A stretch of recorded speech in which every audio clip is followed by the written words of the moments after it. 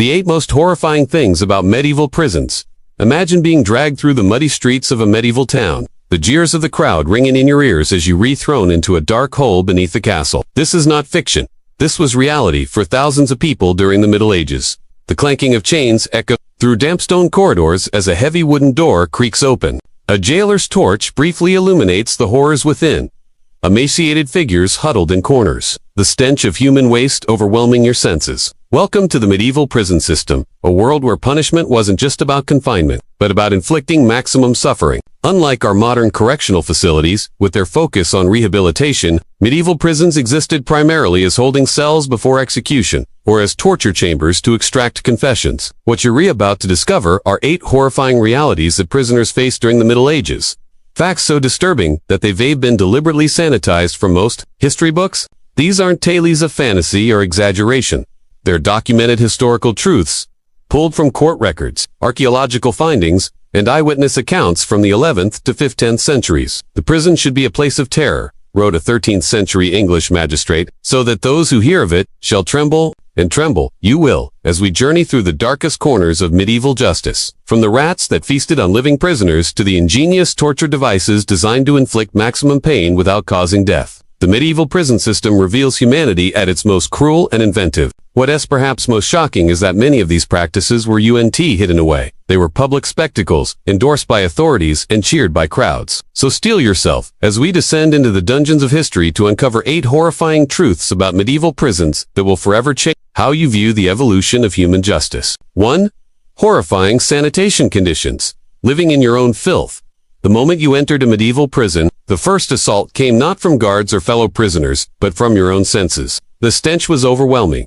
A putrid mixture of human waste, rotting food, and the unmistakable smell of disease and death. Unlike modern prisons with basic plumbing, medieval dungeons had no sanitation systems whatsoever. Prisoners relieved themselves where they stood or sat, often chained to the same spot for months or years. The floor was covered in wrote a 14th century visitor to London's Newgate prison, and the walls were black with the filth of generations. This wasn't mere discomfort.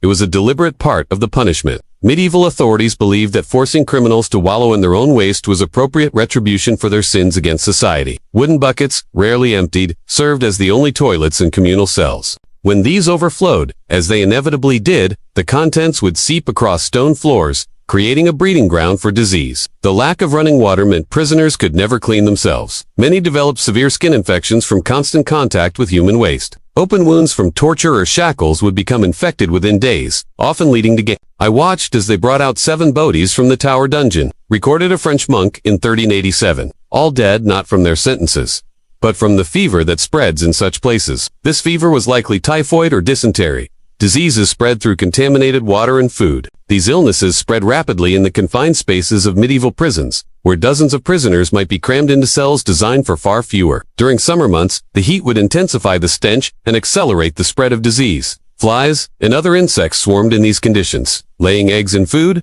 open wounds, and even in the eyes and mouths of sleeping prisoners. Archaeological excavations of medieval prison sites have revealed layers of compacted human waste, sometimes reaching several feet deep. Analysis of these deposits shows evidence of numerous parasites and pathogens that would have caused constant illness among the prison population. Perhaps most disturbing was the medieval practice of oubliettes, specialized dungeon cells designed with a trapdoor in the ceiling as the only entrance or exit. Prisoners would be lowered into these pits and literally forgotten, sometimes for years, sitting in accumulated waste with no hope of removal. In the infamous Fleet Prison in London, prisoners were sometimes chained directly above the Fleet Ditch, an open sewer that ran through the building. During high tide or heavy rains, this sewer would back up, flooding the lower cells with raw sewage from the entire city. Wealthy prisoners could pay for slightly better conditions, including the privilege of having their waste removed more frequently. This created a 2-tiered system where the poor suffered even more extreme sanitation horrors. The rich prisoner may buy some comfort, noted a 15th century account, but the poor man rots in his own filth until death or release comes. The psychological impact of living in such conditions was as devastating as the physical effects. Contemporary accounts describe prisoners becoming animal-like after months in these conditions, losing all sense of human dignity. Many medieval prisons were built adjacent to or directly above sewers and cesspools, deliberately channeling the worst smells and contamination into the cells. This wasn't poor planning. It was intentional design to maximize suffering. 2. Brutal torture methods. Pain as an art. FORM. Medieval prison torture was just about inflicting pain. It was a sophisticated system designed to break both body and spirit without causing immediate death. The screams echoing through stone corridors weren't just byproducts of punishment. They were carefully orchestrated symphonies of suffering. The confession must come freely, wrote a 13th century inquisitor, though pain may be necessary to encourage the truth. This twisted logic allowed torturers to develop increasingly elaborate methods while maintaining a veneer of judicial purpose. The most common torture device was deceptively simple. Prisoners had their hands tied behind their backs and were hoisted by a rope attached to their wrists, dislocating their shoulders with sickening pops that echoed off dungeon walls. Weights were often added to their feet, multiplying the agony as gravity pulled their joints further apart. Court records from 1384 in Florence describe a prisoner who endured the stropado 7 times in a single day. His arms permanently deformed as a result. The rack, perhaps the most infamous medieval torture device, worked on similar principles of joint dislocation. Prisoners were fastened to a wooden frame by their ankles and wrists, then slowly stretched as the torturer turned a large wheel. The cracking of ligaments and the popping of joints out of their sockets produced confessions with remarkable efficiency. "I heard my own bones breaking," wrote one survivor in a rare first-hand account, and would have confessed to killing Christ himself to make it stop. For those who remained stubborn, medieval torturers employed water torture with frightening creativity. The water cure involved forcing a prisoner's mouth open with a metal device, then pouring gallons of water down their throat. The stomach would distend painfully, creating the sensation of drowning from the inside.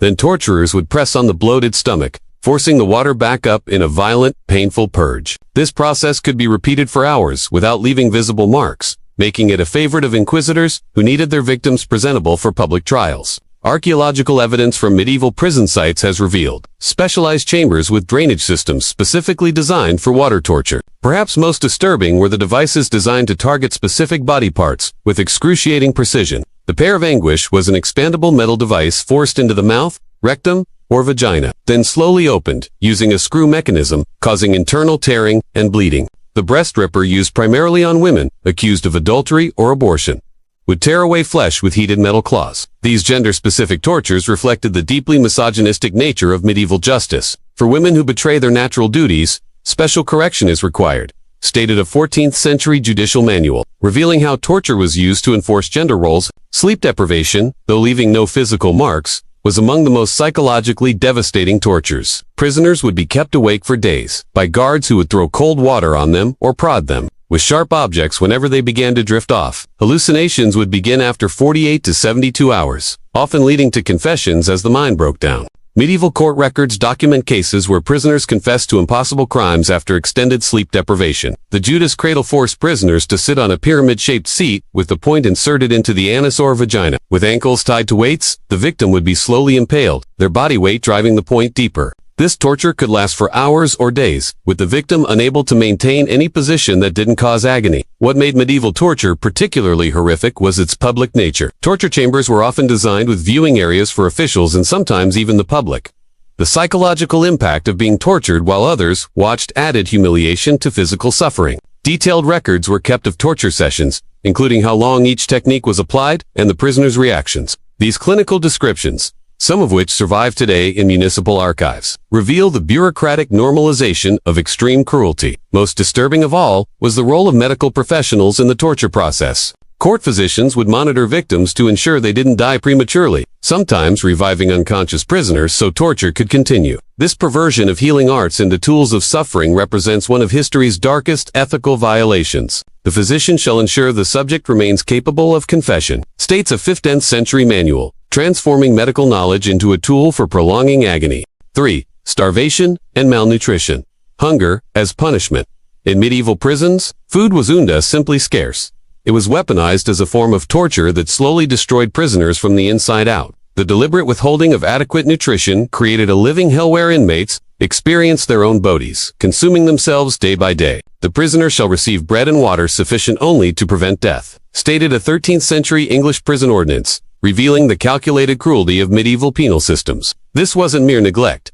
It was policy. The standard prison diet consisted of a daily ration of moldy bread, often made from the cheapest, coarsest grains available, sometimes mixed with sawdust to increase volume while providing almost no nutritional value. Water came from contaminated sources, often the same rivers, where sewage was dumped, served in wooden cups that were rarely cleaned. Archaeological analysis of medieval prisoner remains shows evidence of severe malnutrition, with bones revealing telltale signs of protein deficiency, scurvy, and rickets. Examinations of teeth from prison burial sites show growth in eruptions corresponding to periods of incarceration, creating visible lines, marking times of near. I watched as men fought like animals over a rat they had caught, wrote a visitor to Fleet Prison in 1387, tearing it apart with their bare hands and devouring it raw. This wasn't an isolated incident.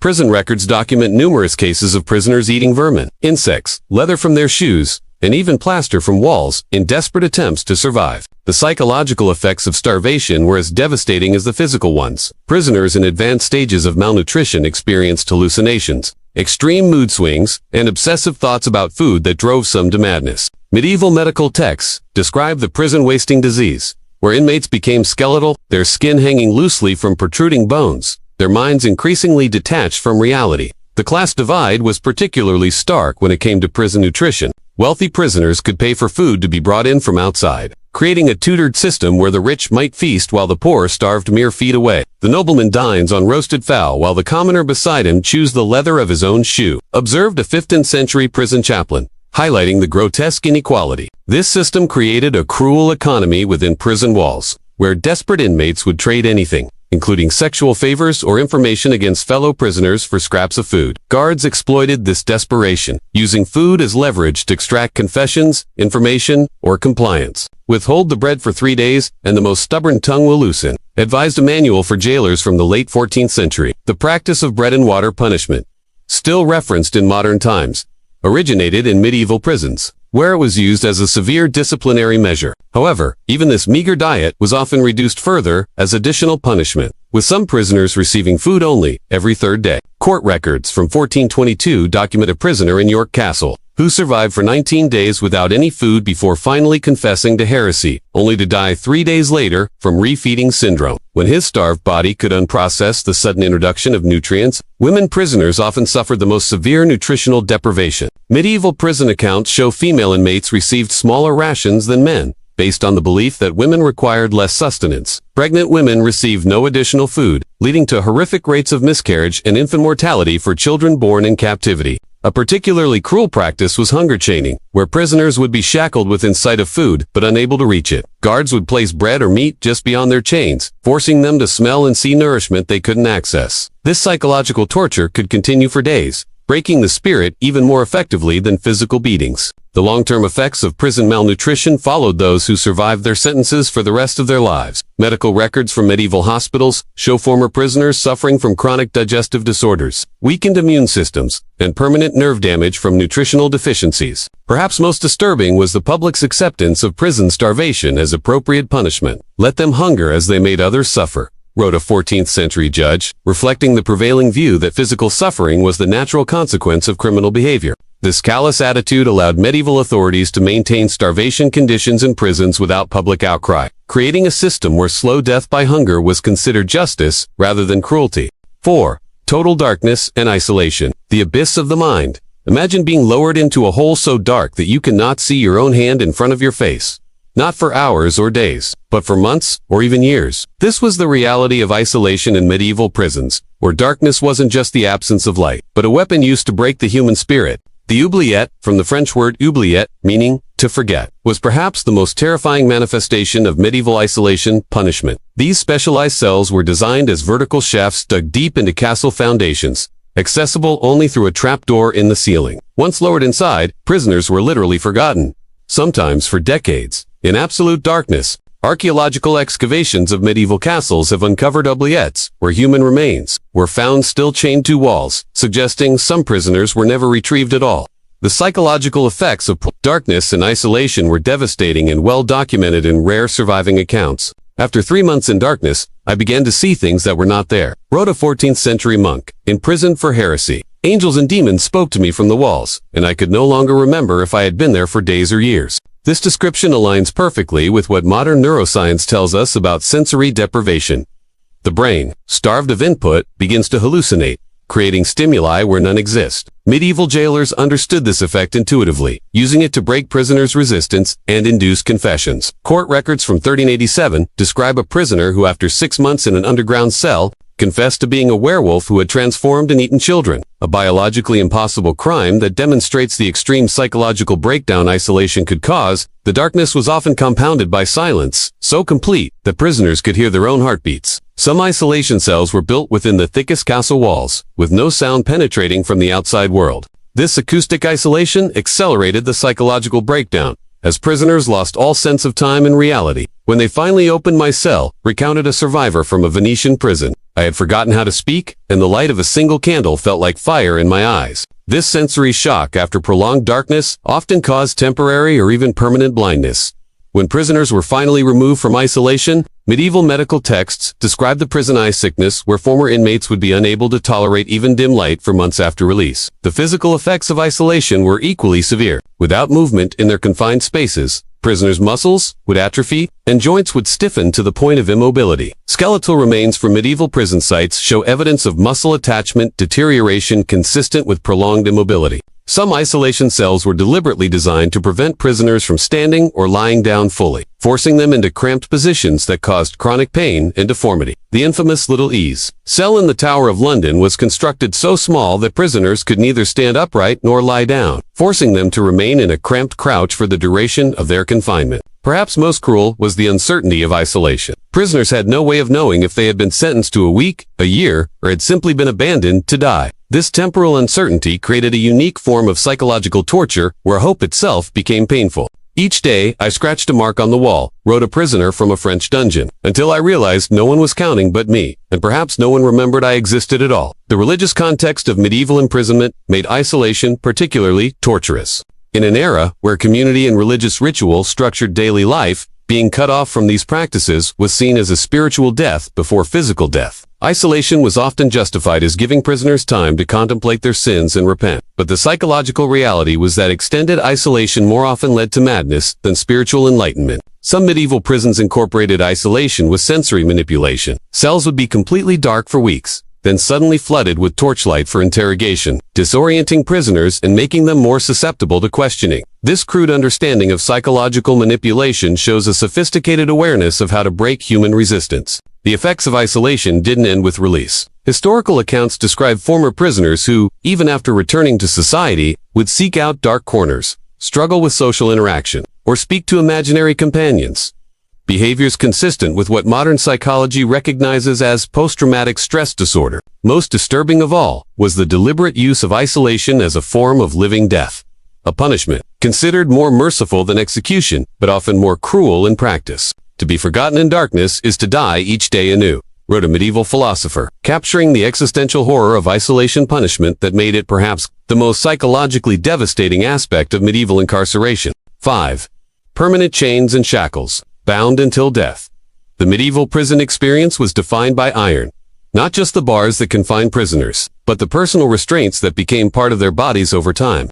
Unlike modern restraints used temporarily for transport, medieval chains were often permanent fixtures, attached to prisoners for the duration of their sentences, which could mean years or even decades. The prisoner shall be fitted with irons appropriate to their crime, stated a 13th century English prison ordinance, establishing a grotesque hierarchy where the weight of metal corresponded to the severity of the offense. Archaeological evidence from medieval prison sites reveals the brutal reality of this practice. Excavated skeletons show bone deformities, where metal restraints wore away at the skeleton over years, creating grooves in the bone itself. Some remains still have iron rings, fused to the bone, a grim testament to restraints that were never removed, even in death. The standard restraint system involved an iron collar around the neck, connected by a short chain to wrist and ankle shackles. This three-point restraint severely limited movement and forced prisoners into a perpetually hunched posture that caused spinal deformities over time. Medical texts from the period described the prisoner's stoop, a permanent forward bend of the spine that marked former inmates even after release. The weight of these restraints was deliberately punishing. Court records from 1378 describe a nobleman sentenced to wear irons of 40 pounds for the crime of treason, a weight that would make even basic movement exhausting. For common criminals, chains weighing 15 to 20 pounds were standard, creating constant pain and fatigue. After 1 year in chains, my wrists were raw to the bone, wrote a rare survivor in a personal account, and I had forgotten what it felt like to stand straight. This physical torment was compounded by the psychological impact of being permanently bound. The constant clanking of chains announced a prisoner's movements, stripping away even the dignity of quiet. The inability to move freely or perform basic self-care created a state of enforced helplessness that broke the spirit as effectively as any torture. Perhaps most cruel was the practice of wall chains, where prisoners were shackled directly to the wall of their cell, limiting their movement to a radius of just a few feet. Archaeological evidence from castle dungeons shows iron rings set into stone walls, worn smooth, where generations of prisoners pulled against their restraints. In some cases, the chain was deliberately made too short to allow the prisoner to lie down fully, forcing them to sleep sitting up against the wall for years. The medical consequences were severe and often fatal. Without the ability to move properly, prisoners developed pressure sores that would become infected. With no way to clean these wounds, infection would spread, often leading to Medieval prison records document numerous deaths from the chain sickness, likely referring to systemic infections originating from restraint wounds. The design of medieval shackles maximized suffering through deliberate engineering. Unlike modern handcuffs with smooth edges, medieval restraints often had rough, unfinished edges that would gradually cut into flesh. Some had inward-facing spikes that would puncture the skin if the prisoner struggled or moved too quickly. These punishment irons were applied for specific creating an additional layer of discipline within the already brutal restraint system. The class divide was particularly evident in the application of restraints. Wealthy prisoners could pay for lighter chains, or even, in some cases, symbolic restraints made of silver that signified their status while causing minimal discomfort. Court records from 1420 to describe a noble prisoner who paid to have his iron shackles lined with velvet to prevent chafing, a luxury unimaginable to common inmates wearing raw iron that rusted into their flesh. For women, restraints often took on additional dimensions of humiliation. Female prisoners were sometimes fitted with special modesty chains that limited how far they could spread their legs. A practice ostensibly to prevent sexual activity but primarily serving to dehumanize and control women.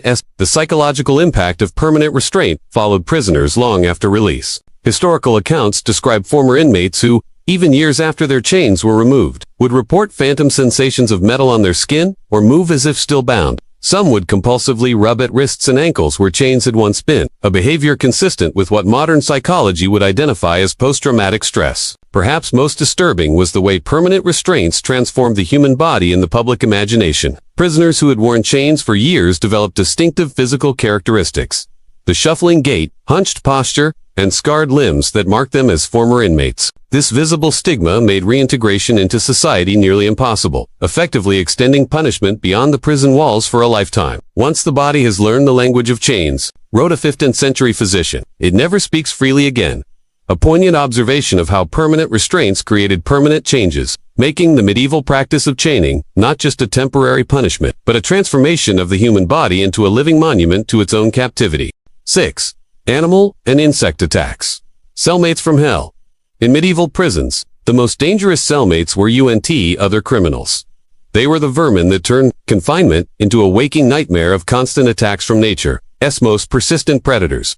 Rats weren't merely an unpleasant presence. They were a calculated part of the punishment system. The vermin shall be the prisoner's companions, wrote a 14th century prison administrator, revealing the deliberate neglect that allowed prison infestations to flourish. Medieval prison architecture inadvertently created perfect habitats for rats, with stone walls featuring countless crevices, dirt floors for burrowing, and abundant food waste. Archaeological excavations of medieval prison sites have uncovered rat skeletons in extraordinary numbers, with some cells showing evidence of colonies numbering in the hundreds. Analysis of these remains reveals rats far larger than their modern counterparts. Some medieval prison rats grew to the size of small cats, due to the abundant food supply and lack of predators. The danger these rats posed went far beyond disgust or discomfort. Prisoners, often chained and unable to defend themselves, were vulnerable to attacks, particularly while sleeping or weakened by illness. I awoke to find rats gnawing at my feet, wrote a survivor from a London dungeon in 1387, and having no free hands to swat them away, could only kick until my strength failed. For immobilized prisoners, the threat was even more severe. Historical medical records document cases of chained inmates found with extensive rat bites on extremities, ears, and faces. Injuries sustained while completely conscious but unable to fight back. The most horrific accounts describe incidents where severely weakened or dying prisoners were partially consumed by rats before guards discovered them. Court records from 1422 document a case where a prisoner in York Castle was found, half-eaten by vermin while yet living. A fate so disturbing that it prompted a rare official inquiry into prison conditions. Beyond the physical attacks, the psychological torment of sharing confined spaces with aggressive rodents created a form of constant stress that modern psychology would recognize as deeply traumatic. Prisoners reported being unable to sleep for days, knowing rats would approach the moment they closed their eyes. This sleep deprivation compounded the other hardships of imprisonment, accelerating physical and mental decline. Rats weren't the only threat.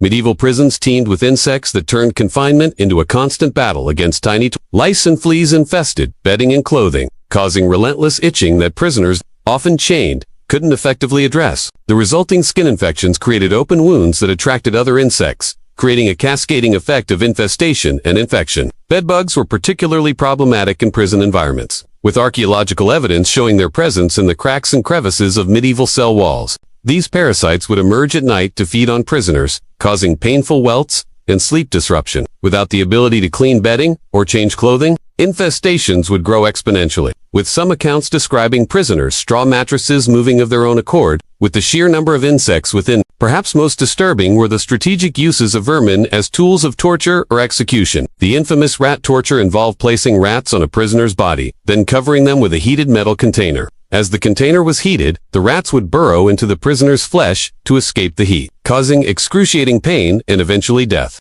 While rare, court records document this method being used in several European jurisdictions during the 14th and 15th centuries. The presence of vermin also created deadly disease vectors within prison populations. Rats carried fleas, infected with Yersinia pestis, the bacterium responsible for the Black Death, making prisons epicenters for plague outbreaks. Historical records show mortality rates in prisons during plague years approaching 90%, far higher than the general population. Lice spread typhus, known then as jail fever, which caused more prisoner deaths than execution in many medieval facilities. Medical records from the period describe prison fevers that would periodically kill most of a prison's population, only for the cycle to begin again as new prisoners were introduced to the infected environment. The class divide was particularly evident in protection from vermin. Wealthy prisoners could pay for private cells with stone floors, regular cleaning, and even cats to control rat populations. Court records show nobles paying substantial sums for vermin protection, effectively creating a two-tiered system where the poor suffered not only legal punishment but biological warfare.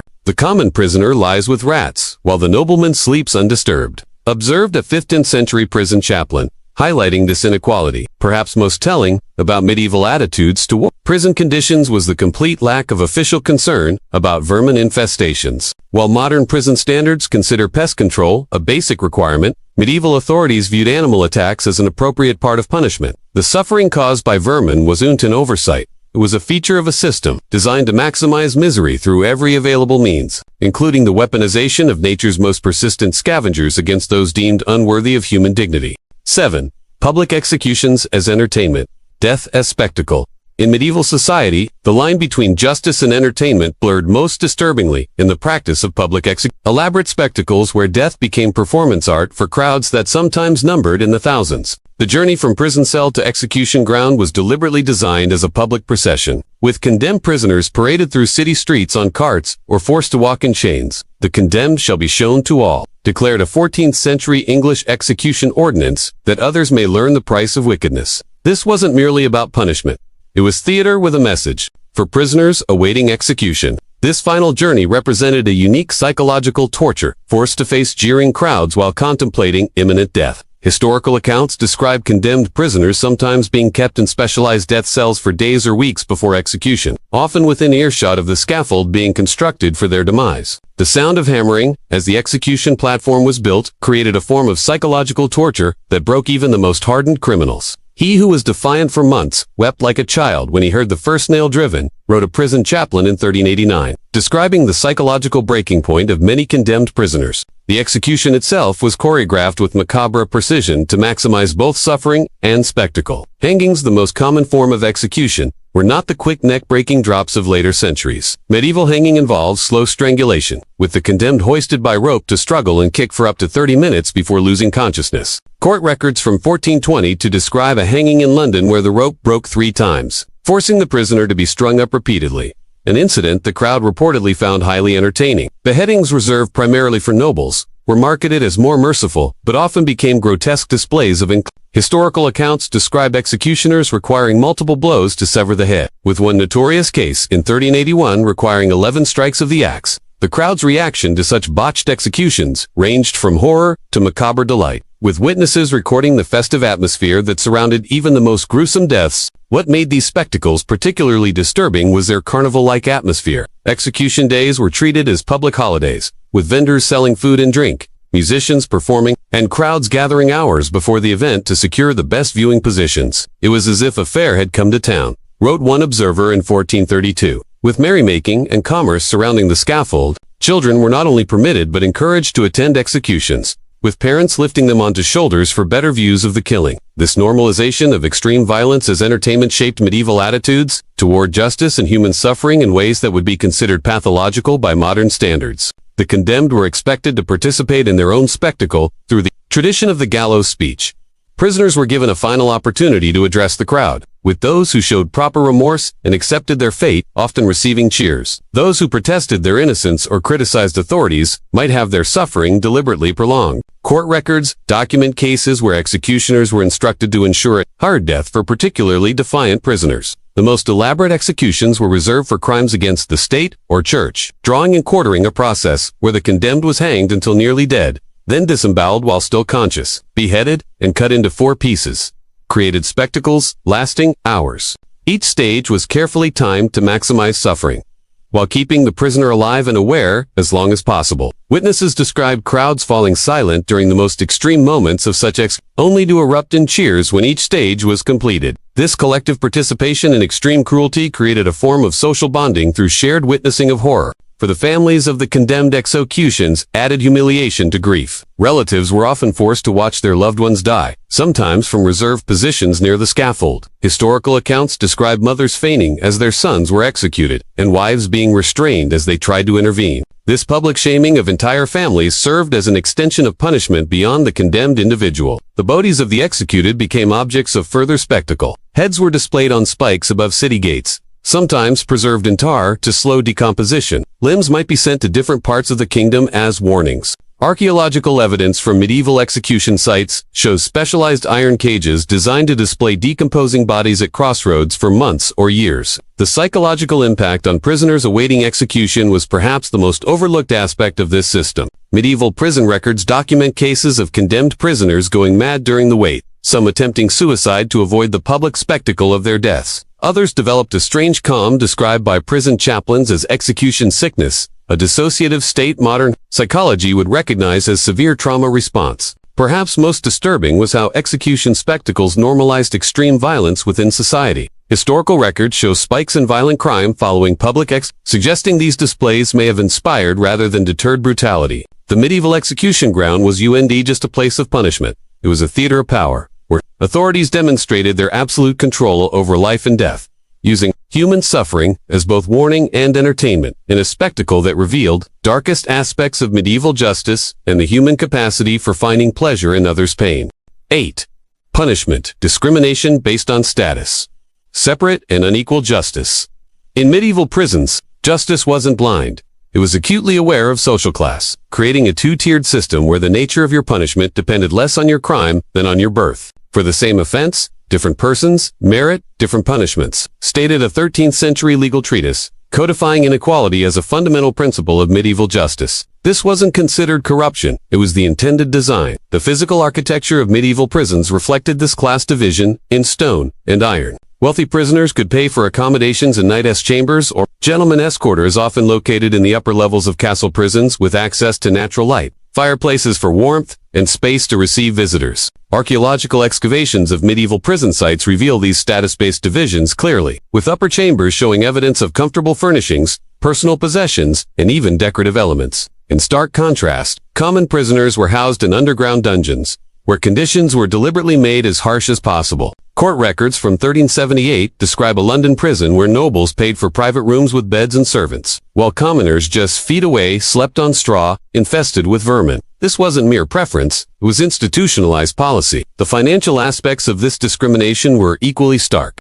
Wealthy prisoners could pay for prison comforts through a system called the garnish, essentially bribes to jailers for better treatment. Prison account books from the period show some noble prisoners spending more on their incarceration than a craftsman might earn in a decade. A 15th century account from Fleet Prison documents a baron paying for imported wine, private cooks, and even prostitutes, while common prisoners in the same facility died of starvation and disease. The legal basis for this discrimination was explicitly written into medieval law. The concept of privilege of peerage meant nobles could only be tried by other nobles, and were exempt from many common punishments. Court records show numerous cases where nobles convicted of serious crimes, including murder, received token punishments, while commoners convicted of minor theft faced execution. A particularly stark example comes from court records in 1422, where a nobleman who killed a peasant in a drunken rage was sentenced to pay a fine, while in the same session, a peasant who stole a nobleman's horse was sentenced to hanging. The discrimination extended to methods of execution when capital punishment was applied. Beheading, considered a merciful death due to its relative quickness, was reserved almost exclusively for nobles.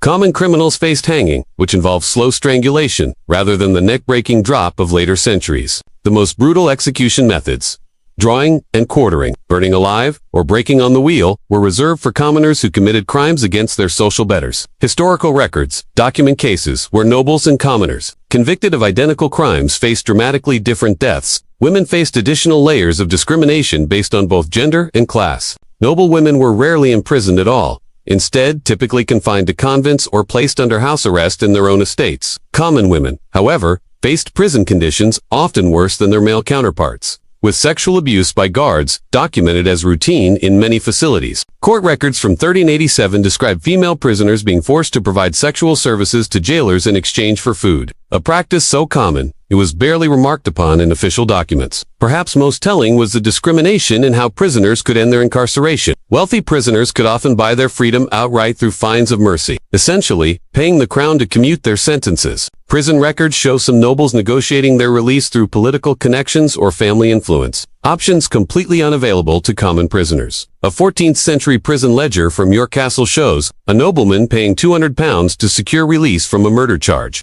a sum that would represent several lifetimes of earnings for a common laborer. The corruption inherent in this system created perverse incentives for authorities. Since prisons were often privately operated for profit, jailers had financial motivation to arrest and hold wealthy individuals who could pay for better conditions. Historical records document cases where nobles were imprisoned on flimsy pretexts, then essentially held for ransom through the fine system. Meanwhile, poor prisoners who couldn't pay even basic fees were sometimes forgotten in the system entirely. Prison death records show cases where bodies of common prisoners were discovered months after they had died, their passing unnoted and The psychological impact of this discrimination was profound on both sides of the class divide. For common prisoners, the visible special treatment of the wealthy created a deep sense of injustice that sometimes erupted into prison riots. Historical accounts describe uprisings where common prisoners attacked the separate quarters of noble inmates, seeing them as symbols of the system's fundamental unfairness. For the nobility, the two-tiered system reinforced their sense of inherent superiority and immunity from the consequences faced by commoners. Court records document nobles expressing outrage at receiving punishments typically reserved for lower classes,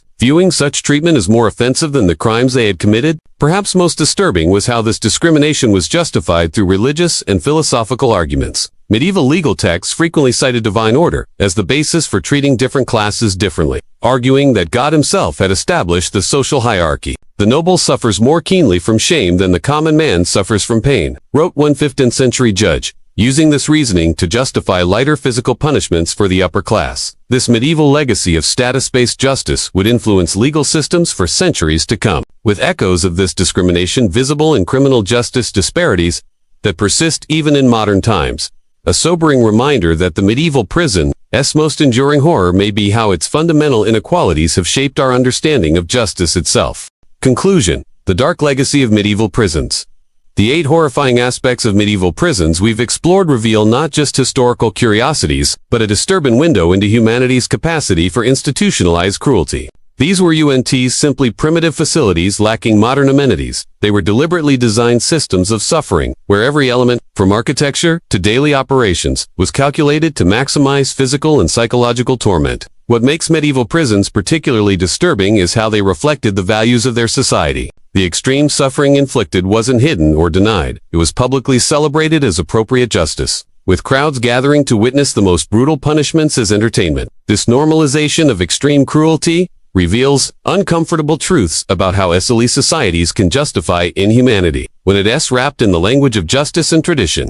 The class discrimination that defined medieval incarceration exposes the fundamental hypocrisy at the heart of the system. Justice wasn't about equal application of law, but about maintaining social hierarchies through differential punishment. This legacy of inequality would influence judicial systems for centuries to come, with echoes still visible in modern disparities in criminal justice outcomes based on wealth and status. Perhaps most sobering is recognizing how many elements of medieval punishment persisted long after the Middle Ages ended. Public executions continued in many Western countries, well into the 19th century. Prison conditions remained deliberately harsh as a form of punishment, rather than rehabilitation until relatively recent reforms. The psychological techniques of isolation and sensory deprivation developed in medieval dungeons found their way into modern interrogation and incarceration practices. As we reflect on these medieval horrors, we're confronted with difficult questions about our own era. How much has truly changed in our approach to punishment? Do we still harbor beliefs that certain offenders deserve to suffer rather than be Do our modern systems still discriminate based on wealth and status, just in more subtle ways? The medieval prison stands as both historical artifact and warning, a reminder that justice systems reflect society as deepest values, prejudices, and fears. By understanding the deliberate cruelty of medieval incarceration, we gain perspective on our own systems and the ongoing struggle to align punishment with our evolving understanding of human dignity and rights. The most important lesson from medieval prisons may be that cruelty in the name of justice is still cruelty, and that how a society treats its prisoners reveals more about that society than it does about those it punishes.